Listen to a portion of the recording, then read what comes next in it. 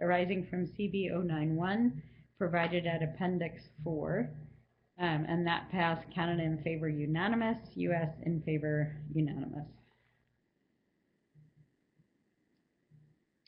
And after that, you can see the list of everybody who participated. And that's it, and I'd be, and I think Jim is also online, so if either of us can answer questions, we'd be happy to try and do so. All right, thanks very much, Linda. That was a lot to go through. Clearly a lot got accomplished in the meetings the conference board had over the last couple of days. I'm going to open it up to commissioners and see what questions or comments they may have.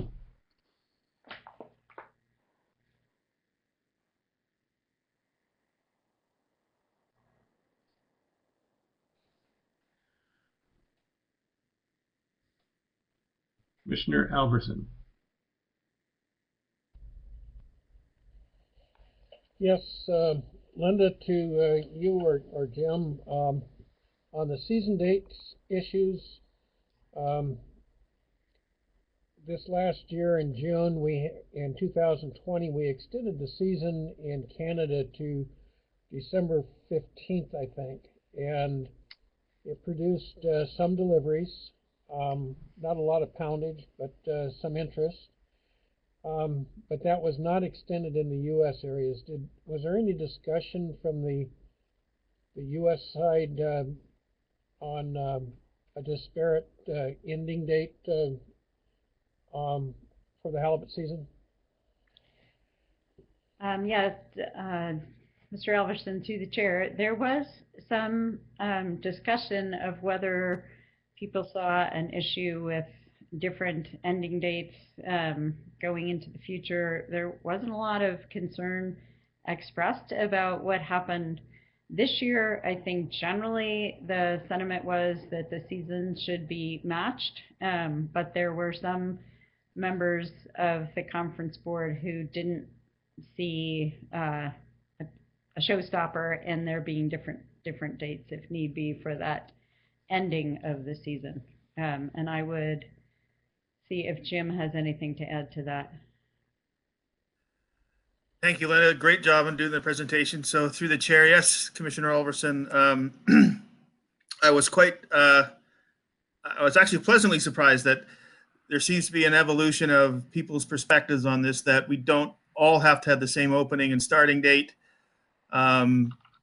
especially the closing date, I should say, and that the sentiment was the fleet needs as much flexibility as it can get to deal with the challenges of COVID, but also, as was noted in the report, the challenges of a changing competitive market. I'll leave it to Linda if she thinks that reflects kind of an accurate description of the discussion.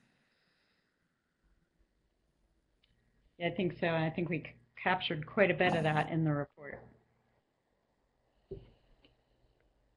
I may have another question, but I'm going to hold back here, Paul. You could go ahead if you want, Bob. I don't see other questions at this point from other commissioners. Okay, Linda, on the when you moved fish from I think it was 4B, 4A, 3A, did you have a mathematical formula or and you had a certain amount and you prorated it in some fashion? I wasn't sure in the minutes that I picked that up. Yes, Mr. Alverson, through the chair, there was an explanation of that by the maker of the motion. The aim of the maker of the motion was to maintain the FCY in 2C at last year's level, so that defined the amount of pounds to move, and then the amount was moved to meet that goal proportional to the amount of increase from the areas that were increasing. Okay, thank you very much. Through the chair, I think I'm finished. All right, thanks very much, Bob. Any other questions? Commissioner DeGreef. Thank you for that presentation, Linda. There was a lot of a lot of it. Going back to size limit, I noted one of the reasons for was to avoid well depredation. I'm just curious if there was a lot of detail in that discussion and what that detail was. So there was not a lot of discussion through the chair, Commissioner DeGreef. There was not a lot of discussion of that this year. We've had a lot of discussion in other years, so it was only referenced this year. But it's mostly pertains to sperm whale depredation. So sperm whales tend to winter in the south, Baja and warm places, and they show up in Alaska in sometimes late spring, sometimes earlier spring, but there's often a period early in the season into March before the sperm whales are really a predation problem. So the earlier season helps with that issue as well.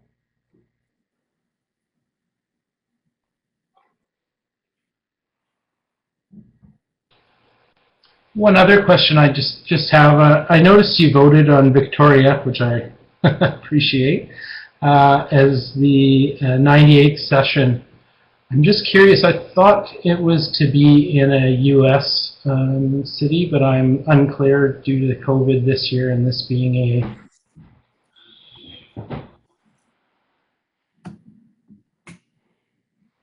Yes, we did have, through the chair, we did have a discussion of that. There was a motion to host the meeting in Sitka and then withdrawn because there was concern about the logistics of a meeting in Sitka and indication from the Secretariat that some work had already been done to explore opportunities for hosting the meeting in Victoria. I will say, and I did not notice it till I was reading the report to you, that we did have a motion, and I'm looking for clarification. I've typed it into the chat over there, but why it didn't appear in the minutes. But we did have a motion to continue to rotate the chair from country to country, despite which country was the host. Somehow that didn't appear in the minutes, and I don't have the vote count. So we will get back to you on whether our minutes should be amended to include that. We did have a discussion of that and a motion to that effect. Okay, thank you very much. Thank you. Commissioner Alverson, did you have a follow-up question? No, I failed to bring my arm down. Sorry. No worries. I don't see any other questions for you or Jim at this point, Linda, but thank you again very much for the report. It was very comprehensive, and clearly there was a lot of discussion around all the topics of interest and provides us some good guidance going forward, and thank you very much. Well, thank you, and really compliments to everybody who participated on the conference board, as well as the support we had from the Secretariat, in particular from Ms. Laura Erickson. So thank you, and good luck with the rest of your meeting.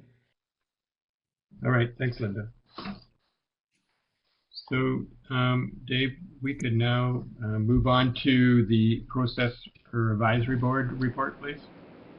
Yes, that's correct. So Secretariat, if you could bring up the report of the 26th section, and we have the Chair and Vice Chair, Carl Nordman, and Jesse Kiplinger, who are going to present that to you. Thank you.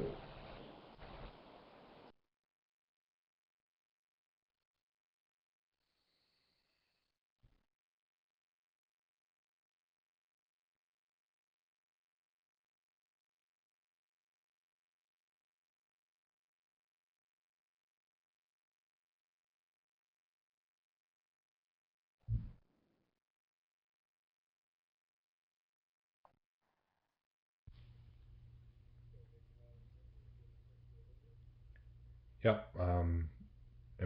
Can everyone hear me okay? Yes, go ahead. Yep, can hear you. Thank you. Good afternoon, commissioners, through the chair.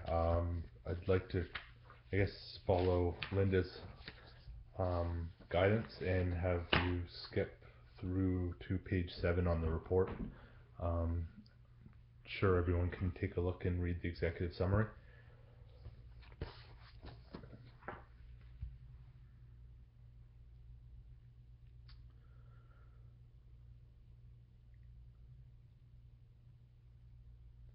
So paragraph 1, the opening of the session. The 26th session of the International Pacific Halibut Commission, IPHC, Processor Advisory Board, PAB 026, was held electronically from the 26th to 28th of January 2021.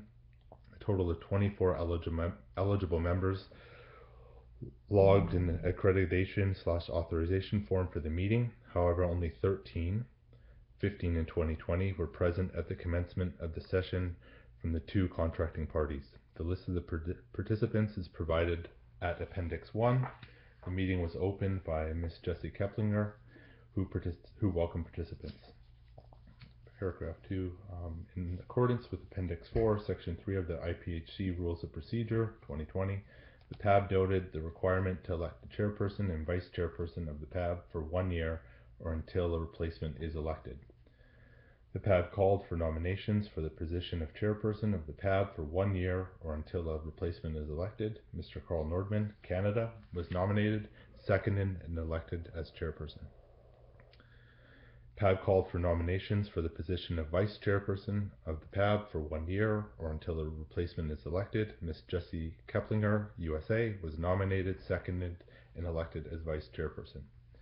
The PAB noted the issue identified whereby the chairperson and vice chairperson may change at the start of the PAB meeting, which could limit the degree of preparedness for a meeting by incoming chairs. No action was taken. 1.1 Accreditation/authorization. The PAB did not accredit/authorize any new members. The PAB noted the in-session authorization/accreditation request by K-Bay Fisheries/Wild Legacy Seafoods. The executive director of HANA, Ms. Peggy Parker, indicated that the request was not valid at the PAB's membership requirements. Was not valid as the PAB's membership requirements included a minimum standard of being registered by the state of Alaska as being a first buyer of Pacific halibut. The representative indicated that Wild Legacy Seafoods was a first buyer and registered with the state of Alaska accordingly. Ms. Parker indicated that K-Bay Fisheries would need to provide a letter of verification serving as the authorization from the company that it is a first buyer of Pacific halibut and that it designates Mr. Kirill Basargin as its representative to the PAB. Mr. Basargin said he would do so. Adoption of the agenda and the arrangements for the session. The PAB adopted the agenda as provided at Appendix 2 with the addition of items on the size limit discussion as well as future process MSE/MSAB under Agenda Item 7. The documents provided to the PAB 026 are those submitted for the 97th session of the IPHC annual meeting. To assist the PAB in navigating its meeting, all documents relevant to the agenda were posted as links on the PAB webpage. The PAB noted that it will convene on Thursday, January 28th morning to adopt the report of PAB 026 for presentation to the Commission on Thursday afternoon. The PAB noted the indication from Vice Chair that due to contradiction in the PAB's rules of procedure, proxy votes would need to be tallied separately for this meeting. The contradiction is that only members present can vote. However, the proxy rules suggest otherwise. The rules of procedure may need to be revised. Part 3, IPHC Secretary Informational Session. The PAB noted the informal presentation by Dr. Ian Stewart, IPHC Quantitative Scientist, which included outlining the IPHC definitions of total mortality and TCEY as follows. Total mortality consists of all sources and sizes of dead Pacific halibut in two categories, the TCEY and 2 U26 discard mortality in non-directed fisheries. Total constant exploration yield, TCEY, exploitation yield, TCEY. The current basis for commission mortality limits include all sources and sizes of mortality except U26 discards in non-directed fisheries. MSC update. The PAB noted the review of the MSC process and MSAB reports provided by Dr. Alan Hicks. IPHC quantitative scientist. Pacific Halibut Multi-Regional Economical Impact Assessment, Summary of Progress. The PAB noted the information presented by Dr. Barbara Huknizak, IPHC Fisheries Economics, which included a broad overview of our current work to better understand the economic contribution of Pacific halibut and the connectivity to the supply chain with initial focus on the commercial fishery. 4. Fishing periods, season opening and closing dates. The PAB agreed that an opening date of Saturday, April 3rd, 2021 is preferred because A. The members that supported a later start date, given COVID-19 travel restrictions and quarantine mandates that require 40 days in some areas to bring a full workforce to the plant. During the pandemic, safety of employees, fishermen, and communities is utmost concern to remain open to purchase fish. As it starts, there was a concern about whether an early date would allow NOAA Fisheries and the new administration in the USA enough time to issue permits. B. Members who preferred an earlier, i.e. mid-March start date of fishery, noted a need in the market for fresh fish and larger quota of sable fish available. 15. The PAB agreed that a closing date of November 15, 2021 is a traditional recommendation from the PAB, supported by diminishing number of landings and high cost of processors to stay open. The onset of rough weather coastwide and the continuing declines in the fresh fish selling environment due in part to the approaching Thanksgiving holiday in the USA. Recommendation. The PAB recommended the following fishing period dates for 2021. Opening Saturday, 3rd of April at noon local time. In favor 6, against 2, abstain 1. And votes came in from proxy. In favor 1, against 1, abstain 0. Closing Monday, 15th November at noon local time. In favor 6, against 2, abstain 1. Votes came in proxy. In favor 1, against 1, abstain 0. Section 5, Mortality Limits. The PAB noted the IPHC web-based mortality projection tool for use in the PAB 026 and AM097. 18. The PAB noted that there were discussions of a range between SPR F46 and F43 as options within which a balance between industry needs and sustainability resource conservations can be found. Dr. Stewart's presentation shows a minimal difference for future risk of stock declining by using the F43 reference. Regulatory area perspectives. The PAB agreed not to adjust the IPHC regulatory area distribution from the reference SPR F43 shown on slide 55 in presentation IPHC-2021-AM097-08. 5.3 TCEY recommendation. The PAB recommended the following TCEY mortality limits for the 2021 fishing period is provided in Table 1, which translates to the mortality estimates by sector. It's provided by the IPHC Secretariat, provided in Appendix 3 and an SPR of 43. In favor 8, against 0, abstain 2. Votes came in by proxy. In favor 2, against 0, abstain 0. The PAB noted that the numbers in Table 1 honor the interim agreement for IPHC Regulatory Area 2A and 2B. The PAB accepted the scientific advice given by Dr. Stewart in deciding on a harvest intensity of F43. Table 1. Processor Advisory Board recommended TCEY mortality limits for 2021. See previous paragraphs for voting. I'll break down the areas. IPHC Regulatory 2A, 1.65 million pounds. Area 2B, 7 million pounds. 2C, 5.16 million pounds. 3A, 14.12 million pounds. 3B, 3.12 million pounds. 4A, 2.51 million pounds. 4B, 1.47 million pounds. 4C, D, and E, 3.9 million pounds for a total TCEY of 39 million pounds. Section 6. IPHC Fishery Regulation Proposals for the 2020 to 21 process. The PAB noted fishery regulation proposal Prop A1, which provides the mortality and fishery limit frameworks for population at AM097.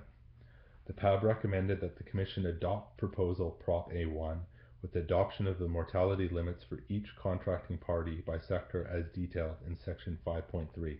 In favor 8, against 2, abstain 0. IPHC fishery regulations, commercial fishing periods. The PAB noted fishery regulation proposal Prop A2, which specified fishing periods for a commercial Pacific halibut fishery. See Section 4 for a summary of discussions and recommendations. The PAB recommended that the Commission adopt proposal Prop A2 with the start date of April 3rd, 2021 and a close date of 15th of November 2021. In favor 6, against 2, abstain 1. Votes in proxy in favor 1, against 1, abstain 0.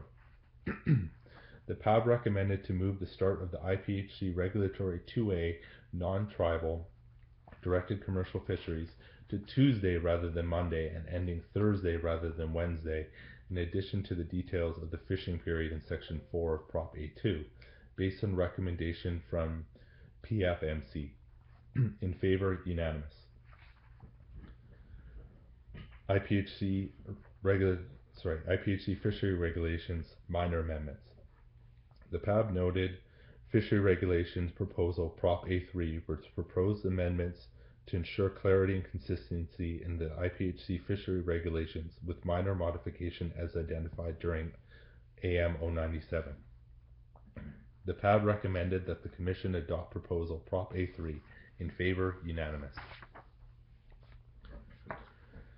Section 6.2, Contracting Party Fishery Regulation Proposals. The PAB noted fishery regulation proposal Prop B1, which proposed IPHC regulation changes for charter recreational Pacific halibut fisheries in IPHC regulatory areas 2C and 3A in order to achieve the charter Pacific halibut allocation under the North Pacific Fishery Management's Council Pacific Halibut Catch Sharing Plan.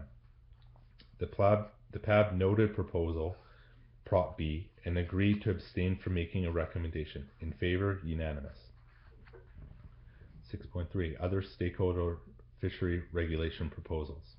The PAB noted fishery regulation proposal Prop C1, which proposed an extension of the directed commercial fishery halibut season to year-round, 1st of January to 31st of December. The PAB recommended that the Commission oppose proposal Prop C1. The PAB's reasoning behind opposing a year-round fishery are related to concern around resource in taking the fish out of the water during spawning. From a processor point of view, there are very small deliveries through the winter months, causing a higher cost to process. In favor, unanimous.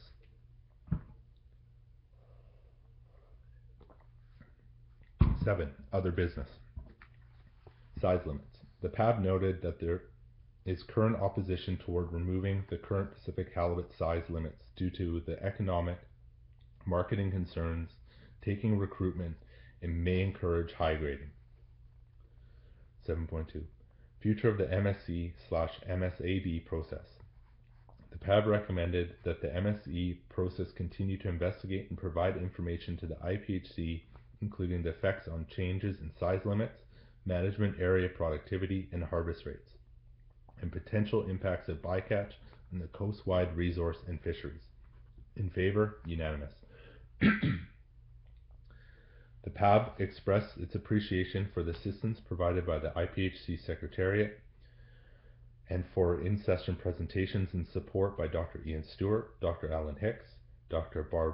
Barbara Hutniczak, Dr. David Wilson, Ms. Kamala Carroll, Mr. Colin Jones, Mr. Edward Harry, and all IPHC Secretariat support. Review of the draft and adoption of the report of the 26th session of the IPHC Processor Advisory Board. The report of the 26th session of the IPHC Processor Advisory Board was adopted on 20th of January 2022, including the consolidation set of recommendations and requests arising from PAB 026 provided at Appendix 4. following in Appendix 1 shows the list of participants that participated in the PAB meeting. And that concludes our report. Thank you very much, Carl. And Jesse, see if commissioners have any questions for either of you.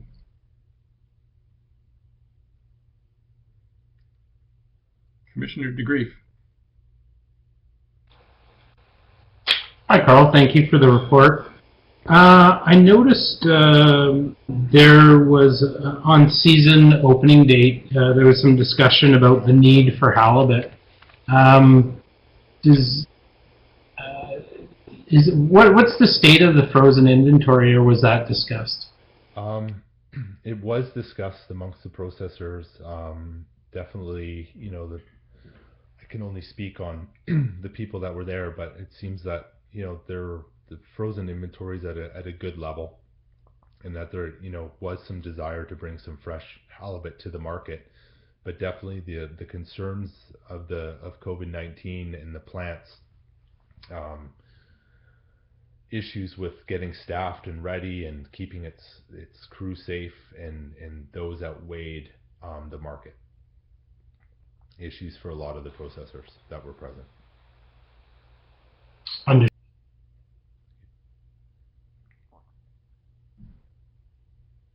Any other questions for Carl?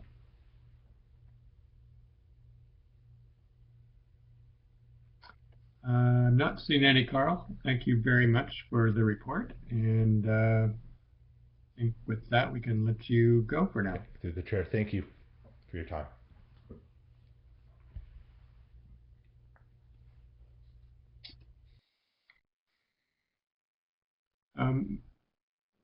Glenn, we are scheduled to take a break here on the agenda. I don't know if you would like to take a break or carry on with the regulatory proposals.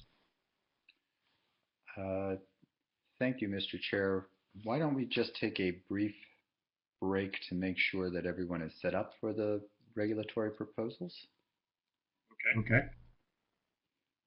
10 minutes? That sounds good, Mr. Chair.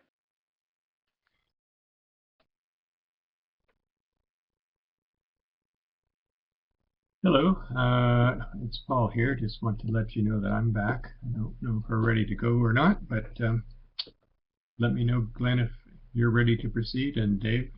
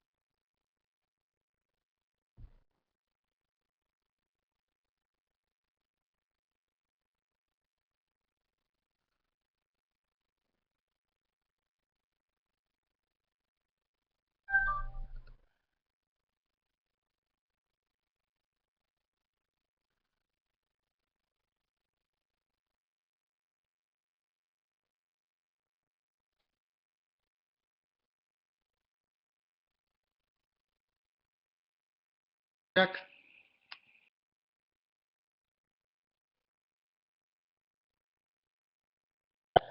Hear you loud and clear.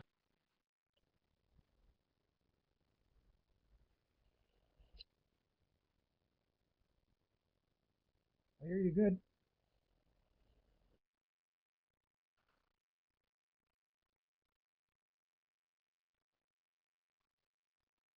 Yeah, when you're ready to proceed. So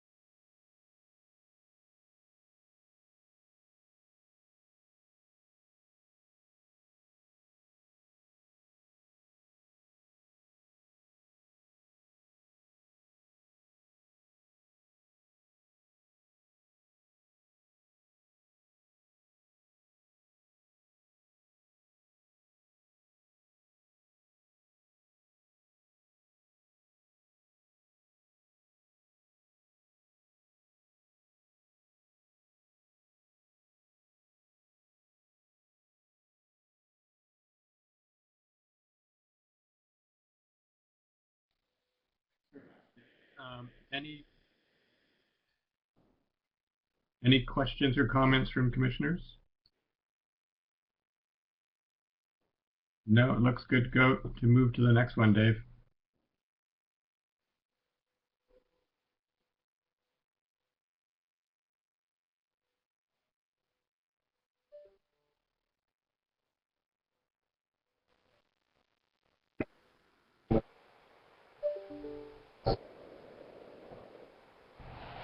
Yes, thank you, Dr. Wilson. So if the secretary could please scroll down to the end of the proposal. And you will note here that no change is recommended for IPHC Regulatory Area 2A, and that also the, if you could scroll up a little bit, Secretariat, that we note that there are, or that we note that the IPHC Secretariat has no objection to year-round fisheries. So we do not have any proposed regulation change for this section. And if you could scroll down to the appendix, please. And so it is ready there for what the commission adopts to be placed in the locations that you see there, recognizing that there is an adjustment to have the close dates match for the two contracting parties.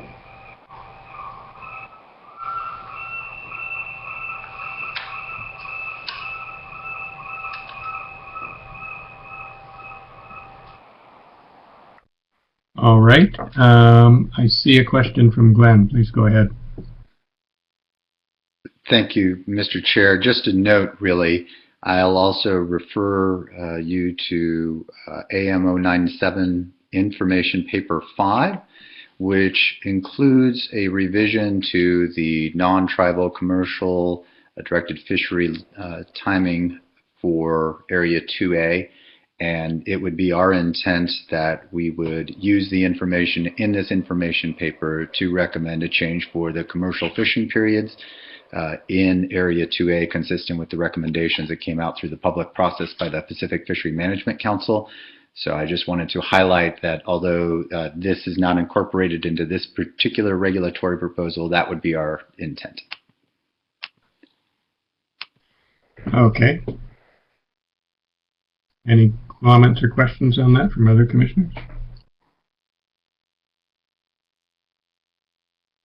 I'm not seeing any, Glenn.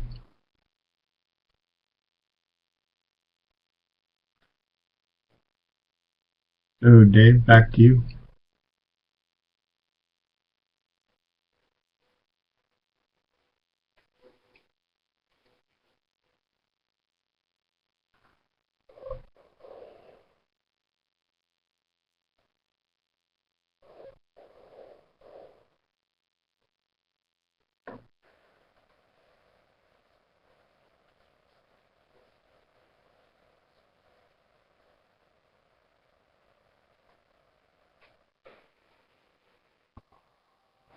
Yes, thank you again, Dr. Wilson.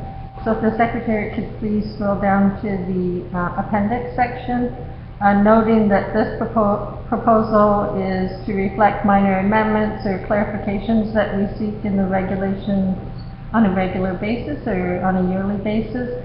And the only real one of note is the one that you see in front of you now, and it's essentially cleaning up something that was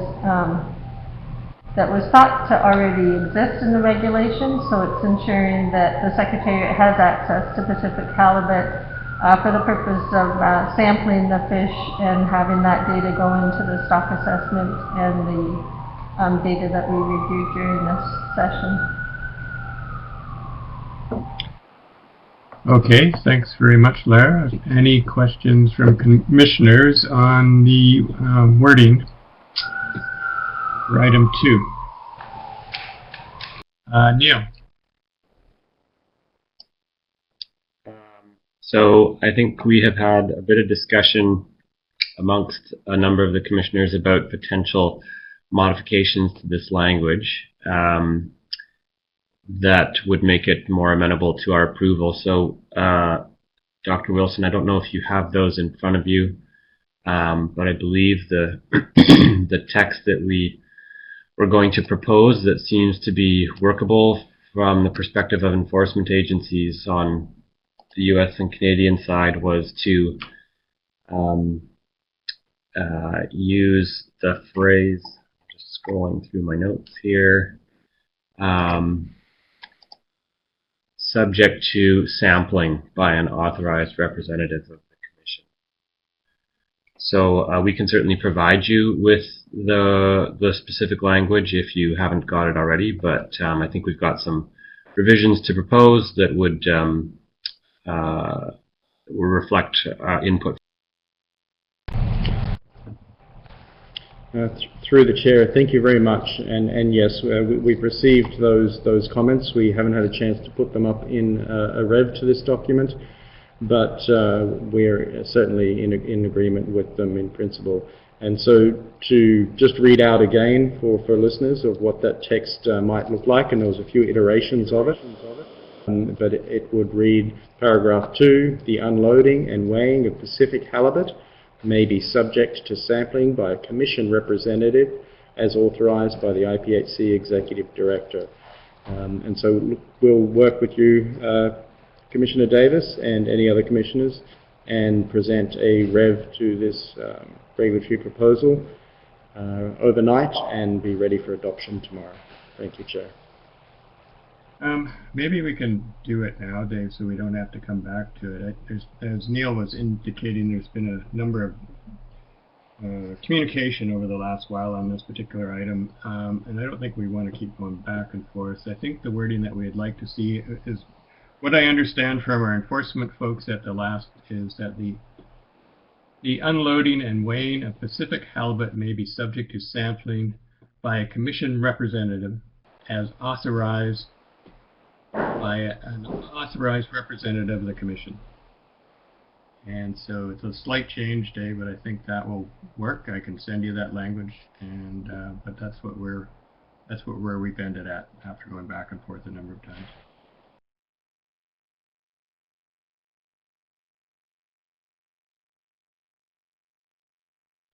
Glenn. Mr. Chair, I was just going to voice my support for your recommendation that we try and get that language clarified and on the screen now, just so we all have an opportunity to make sure that that's consistent with our common understanding. Okay. Do you have the ability to do that, Dave? We're having a few technical issues right at this moment, Chair, but we're going to see if we can get somebody to project that for us. So if there is somebody behind the scenes here, the Secretariat, if you could please put up a text screen, and we'll dictate the text that would go in as a replacement for paragraph 2.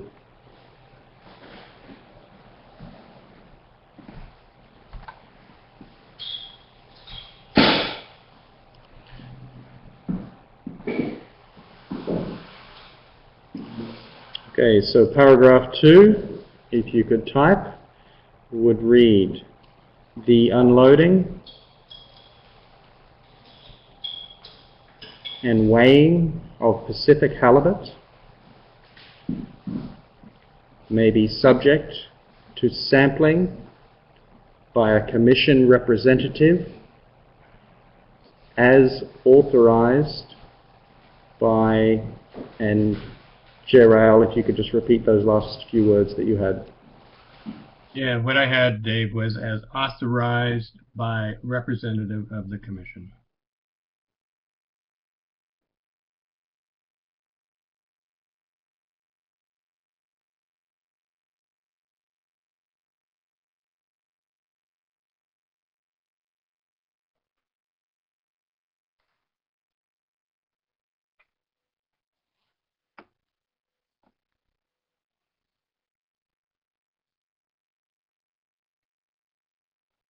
Right, thanks. Are there any changes to that language? Glenn? Sorry, Mr. Chair. I wanted to clarify the text, the unloading and weighing of Pacific halibut may be subject to sampling. Did we want the clause by a commission representative as authorized by, and then I think we would need a representative of the commission, or I thought I heard maybe subject to sampling by an authorized, by a representative as authorized by the commission or something along that. I thought the wording that Mr. Davis had was slightly different. So if I could suggest, I think what we landed on was by an authorized representative of the commission.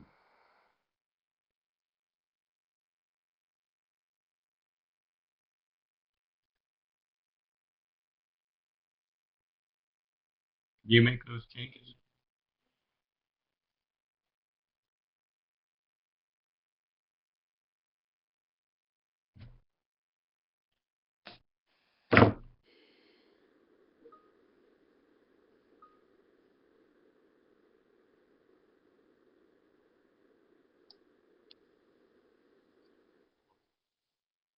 The unloading and weighing of Pacific halibut may be subject to sampling by an authorized representative of the commission.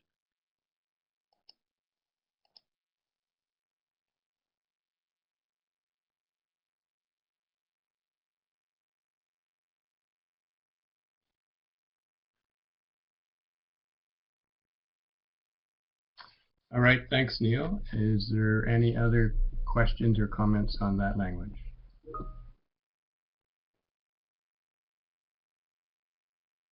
Okay, Glenn? Thank you, Mr. Chair. Just for clarity, yes, that wording is consistent with our understanding and the review that we conducted with our enforcement personnel and should be fine. Thanks, Glenn. Do we need a motion then to adopt?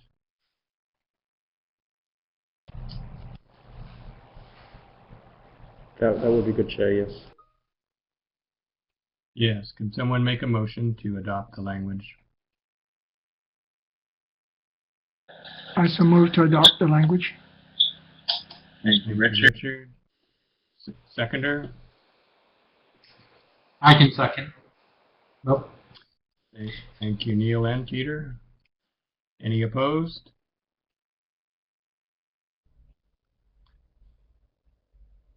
All right, we've adopted that language, Dave, for this regulatory change. Great, thank you, Chair. And so now we can move on to proposal B1, and we'll pass to the US to present that proposal. So, Secretariat, if you could bring up proposal B1, please.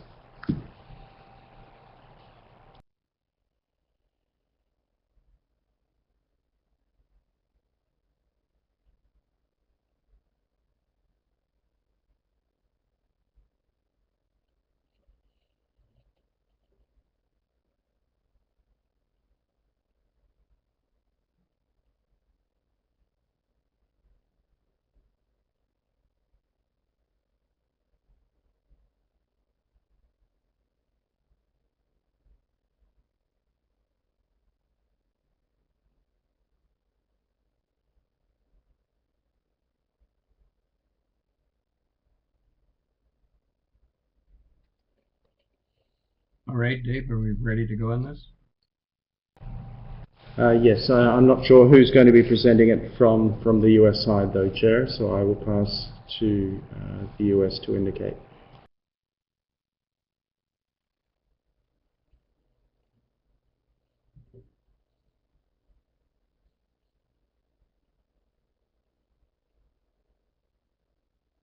Yes, Glenn, go ahead. Thank you, Mr. Chair. I guess perhaps there was a little miscommunication on issues. So in the interest of time, if it's acceptable to you, I can just give a very brief overview of this regulatory proposal. Yes, if you would, please. Sure. Thank you, Mr. Chair. I believe many of you are familiar with this regulatory proposal under the catch sharing plan that we have established in regulatory areas 2C and 3A. We have specific provisions that would establish charter management measures that would maintain the charter harvest within the allocations that are dictated by our catch sharing plan. In this year in particular, there has been, as in all previous years, an opportunity for public input and commentary on that process through the North Pacific Fishery Management Council, through a charter committee that provides recommendations to the North Pacific Council. Those are reviewed by the Council and then submitted to the Secretariat and the Commission for review.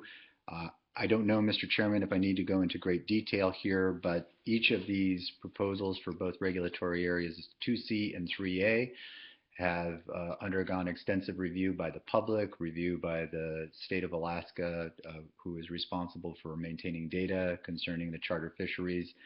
And the various recommendations that come out can vary from year to year depending upon the specific allocation. As is typical in Area 2C, we would be seeking to limit charter harvests using what's known as a reverse slot limit.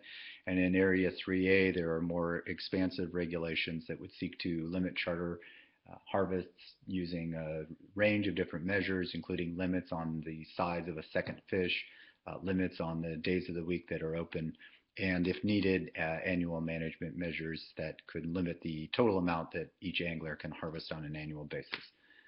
I'll stop there, Mr. Chairman. I believe that that provides just sort of a thumbnail sketch of this proposal, which again, as I noted, is consistent with a proposal that we've been providing every year for the past several years.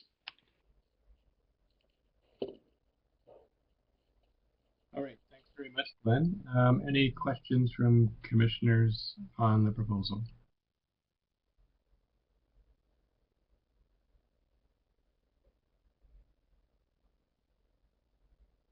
I'm not seeing any.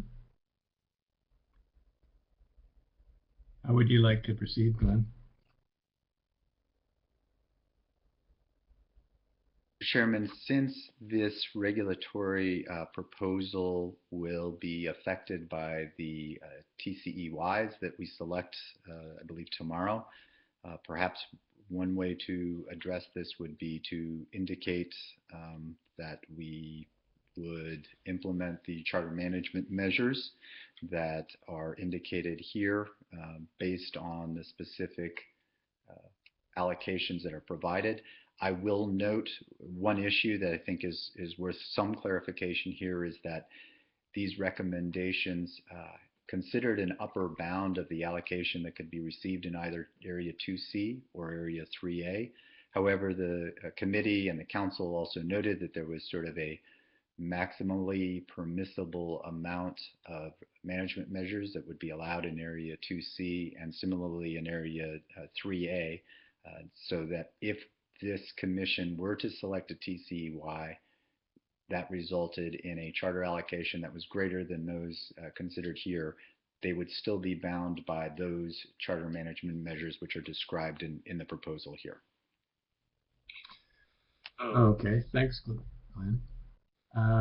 Peter, I saw you had your hand up. Did I miss you earlier? Then you had a question?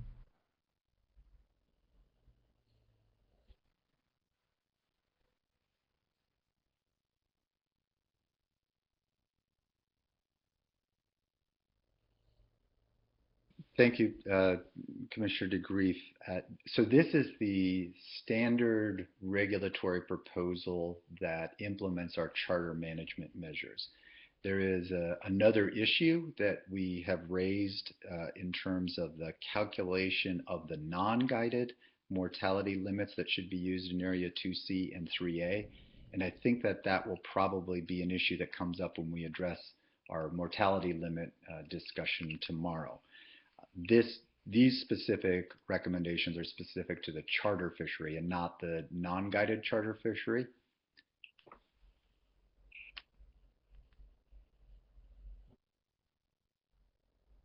All right, thanks, Glenn. Are you needing to have this formalized today?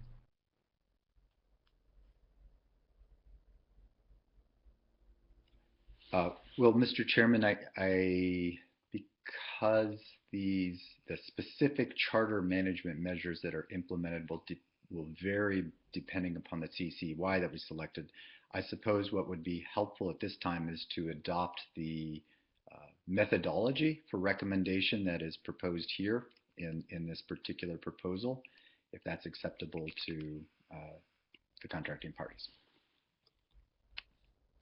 All right, thanks, Glenn.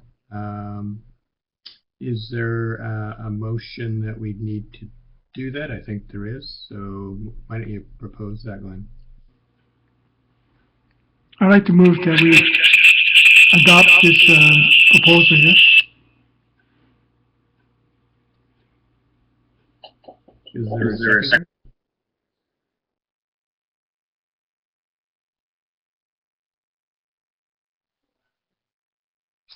Thank you. Any discussion?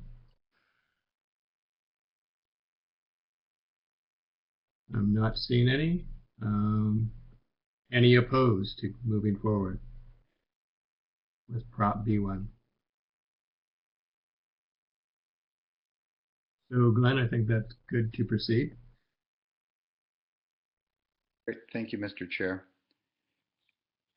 And then I suppose just one other issue while we're on contracting parties. I just want to clarify, what is the process that we should use to ensure that the Area 2A season dates that were recommended by the Council are incorporated in Section 9, Paragraph 4 of the IPHC regulations?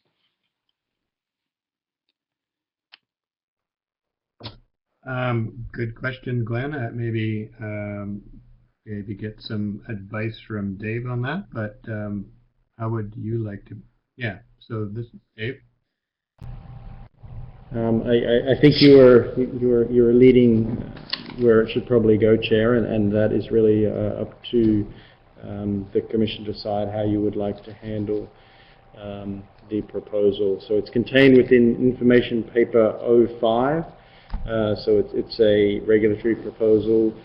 As has been pointed out, it missed the deadline, but it is now provided for your consideration as part of Information Paper 05. And so I will leave that in your hands to decide, Chair. All right. Thanks, Dave. Glenn, do you want to deal with that today, or do you want to deal with it tomorrow? Thank you, Mr. Chair. If it's okay, I think perhaps we could deal with it today. That'd be my preference, so let's do that. Okay, thank you, Mr. Chair. I guess Commissioner Alverson, do you have a question? To the Chair, I don't have a question. I'm ready to make a motion for this action.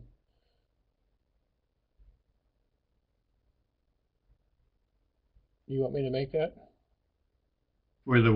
Yes, go ahead. Okay. So I'm reading from the Pacific Council Management letter for Area 2A non-tribal commercial directed halibut fishery 2021 season structure. 58-hour fishing period beginning at 8 a.m. on Tuesday, June 22nd, and ending at 6 p.m. on Thursday, June 24th. If the halibut limit has not been attained in the first period, an additional 58-hour fishing period will be announced beginning Tuesday, July 6th, and ending 6 p.m. July 8th, 2 weeks after the first period.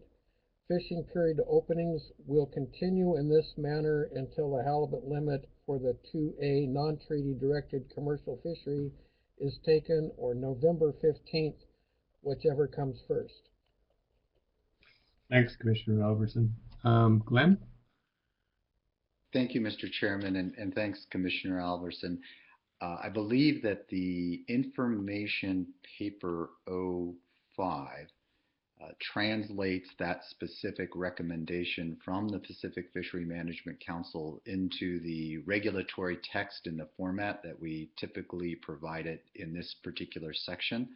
And so if I may recommend, Mr. Chair, I believe that the regulatory language that we would specifically want to adopt at this meeting is contained on page 2 of AM097 INF 05. All right, thanks, Glenn. Can we bring that up? Yes, thank you, Chair. I was going to suggest that before the motion. If Secretariat, if you could bring information paper 05, and I believe we have Mr. Lockhart who's standing by to provide some background on the discussions that the Council had with stakeholders and then the proposed regulatory language.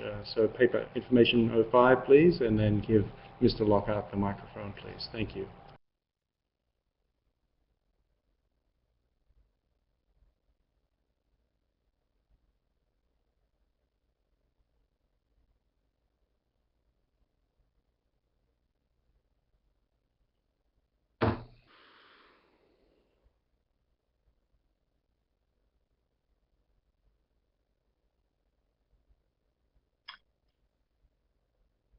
Are you there, Frank?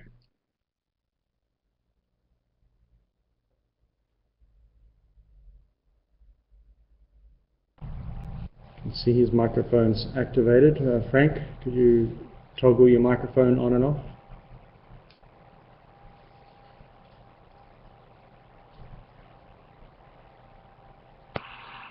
Can you hear me now? Yes, we can. Yes, we can. Okay. Sorry, there's two buttons you have to click. Sorry about that. The document you have before you is has actually the rationale in it. So I will just summarize it. As has been noted, this is only a minor modification, just a change in one day from Monday to Tuesday, but retaining the same 58-hour openings. And there was an extensive public process extending from the September Council meeting through the November Council meeting. And as it says in the document, part of the stated rationale for this recommendation was that a Tuesday opening would allow fishery participants to acquire ice on a weekday, avoiding the challenges and price differentials that come from purchasing ice over the weekend. And then finally, this change is expected to provide a market opportunity for participants to sell directly to the public. So again, a very minor change. There's a couple of good reasons there. Happy to answer any questions if there are from the commissioners.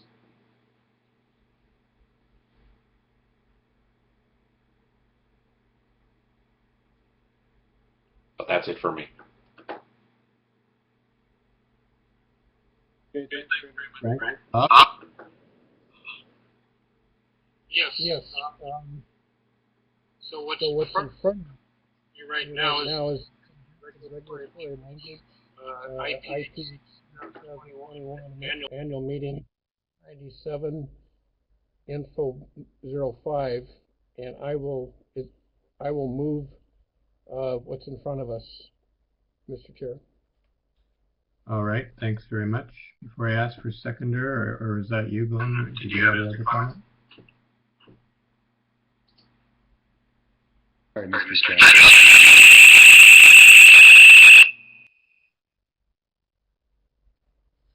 Sorry, there was a lot of feedback there, Glenn. I didn't hear what you said.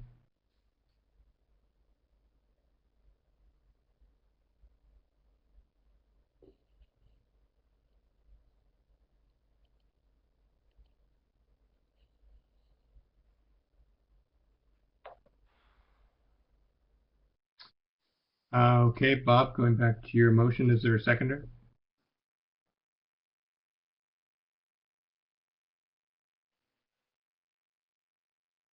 Thank you very much, Peter. Any discussion?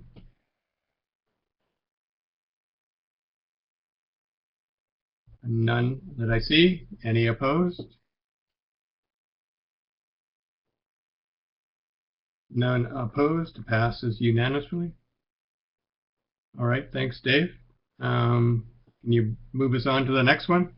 Yes, thanks, Chair. So the next proposal is Proposal C1, and this is by two stakeholders. So if we could have Proposal C1 up, and available to speak to the proposal, we have Mr. Robert Hawkness. So if we could please give Robert the microphone, please, Secretariat. And Robert, if you could just test your audio first. Can you hear me? It's loud and clear. Thank you. Yes, we can. Okay, perfect. Again, I would like to thank the commissioners for allowing me the opportunity to speak regarding my regulatory proposal for a year-round fishery. Many of the points are made in the conference board report. I was also the one that put forward the motion to have a year-round fishery at the conference board. So I'll try not to keep the speaking points brief, but there's an opportunity for dock sales. There's an opportunity for other licensed vessels in Canada to not have to pay for the mortality that's associated with the halibut bycatch that we have during the closed period.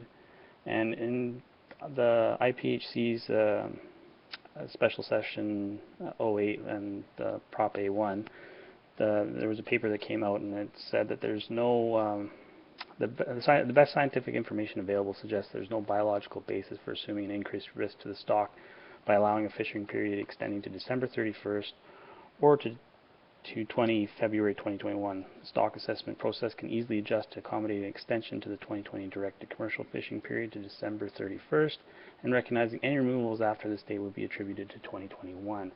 And I would also like to point out that we do live in a free market society, and if the processors don't want to buy halibut, that's up to them. If I can find a market for my fish and sell it directly to my local community, I should be allowed to do that. Or if I can find another buyer that wants to buy my halibut. Those are, I'll just leave it at that. But thank you very much for the opportunity to speak. Thanks very much, Robert.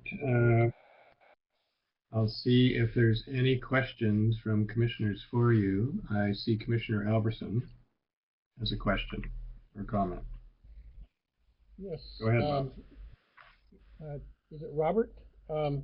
Yes. So the question I have is the fishery that being charged halibut during our closed season from November 16th to when we start, is that a hook and line fishery targeting rockfish for a fresh fish market? What kind of fishery is being typically charged for this halibut? So in Canada, we have an integrated groundfish fishery. So any vessel that's licensed to fish sablefish, either trap or hook and line, rockfish by hook and line, lingcod by hook and line, and dogfish by hook and line, they're all being charged a mortality on all groundfish that is being caught that is non-directed. For most of the species, there's a year-round fishery except for lingcod and halibut. So those are the two ones that are associated with the bycatch mortality that has to be accounted for and when the fish are released during the closed period. Thank you.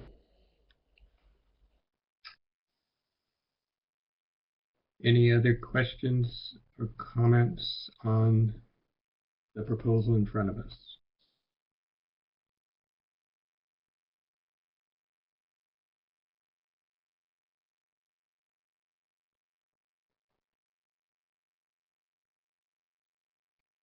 All right, I'm not seeing any.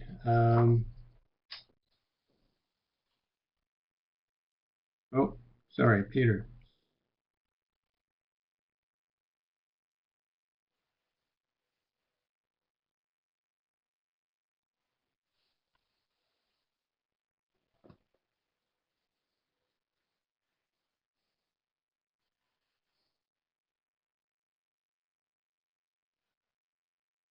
According to the information paper that was produced by the IPHC Secretariat, and my understanding that there should be no negative impacts, I only see positive impacts, so I could be wrong, but as far as what I can read from the paper that was provided for the special session, it seems that there is no negative effects.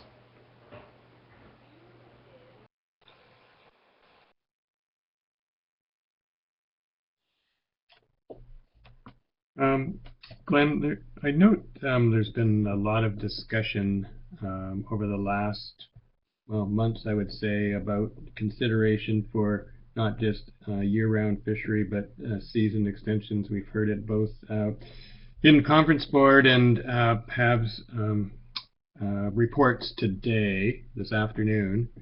And I'm wondering if we want to make a decision on what's being proposed right now, or alternatively consider this and have a discussion tomorrow and maybe make a more general statement in addition to considering this particular proposal tomorrow as we go through business on looking at catch limits and other business tomorrow morning, and maybe make some general statements of how we as Commission see moving ahead with a number of items, and also on this one, whether it be year-round fishing or season extensions. Do you have a preference of whether dealing with this now or waiting till tomorrow?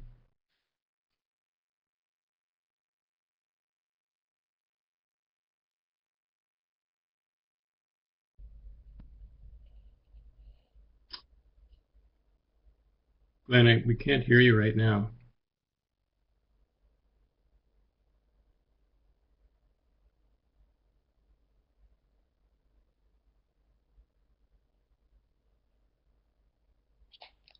Thank you, Mr. Chair. Can you hear me now? Yes, I can. Thank you. Yes, Mr. Chair, I'm amenable with us having this discussion tomorrow on season dates, and I think that would provide us with an opportunity to also signal perhaps a process if we are going to look at extensions or modifications in the future. All right, thanks very much. So I think we'll just table this for now, Robert, and come back.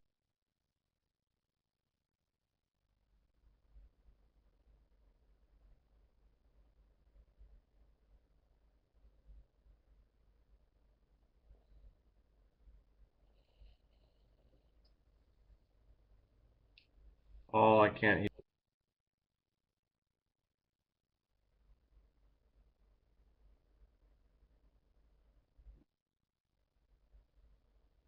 Can you hear me now?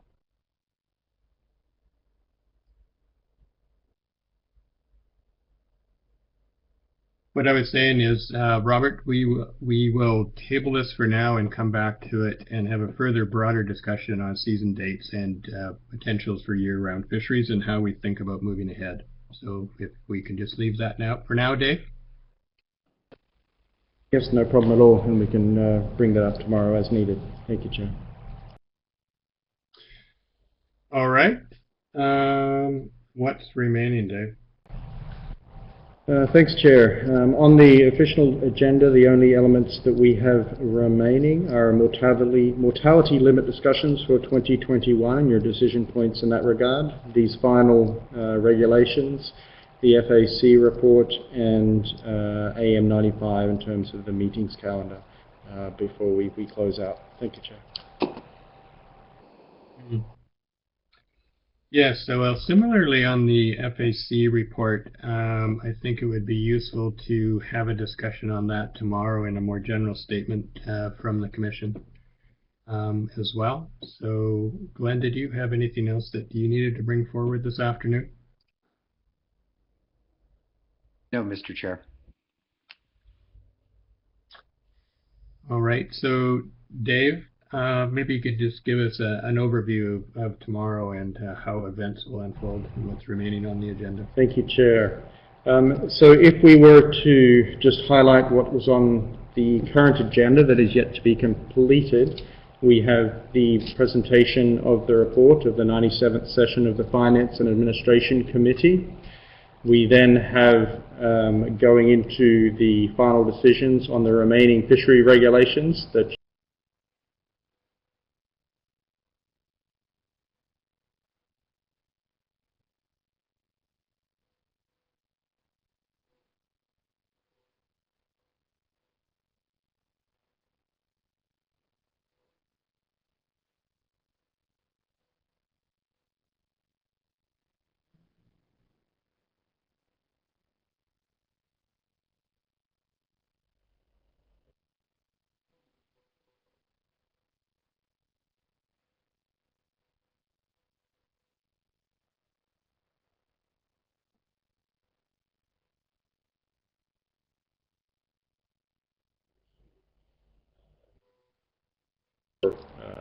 via correspondence.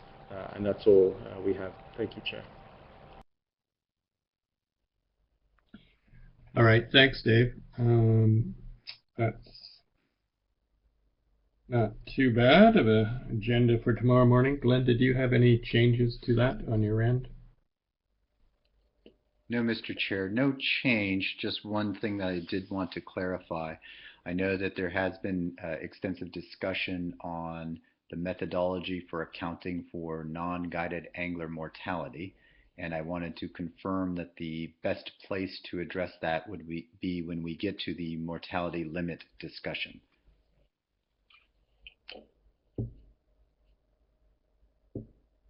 Yeah, I think that would be the best place for it, Glenn.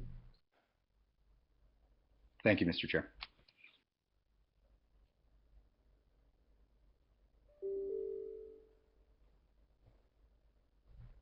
Okay, Dave, what else, if anything, do you need from commissioners this evening?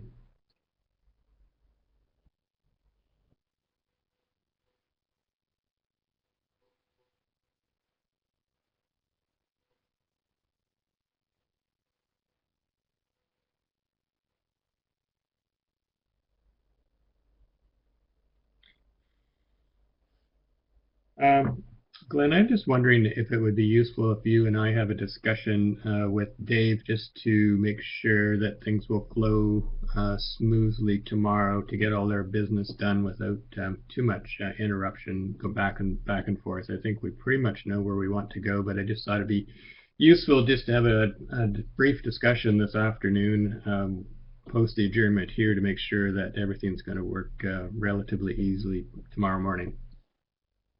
That's an excellent idea, Mr. Chair. All right, Dave, could you send a connection for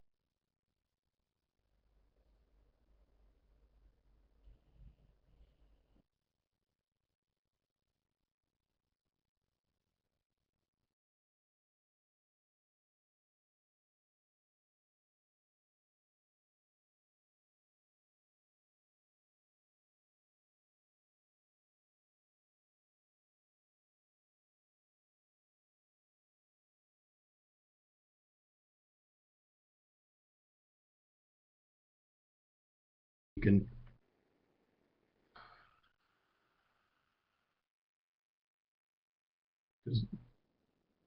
so we will get together right away then, Glenn? Mr. Chair. All right. We're adjourned for now, and we will get back together tomorrow morning as per the agenda. Thanks, everyone.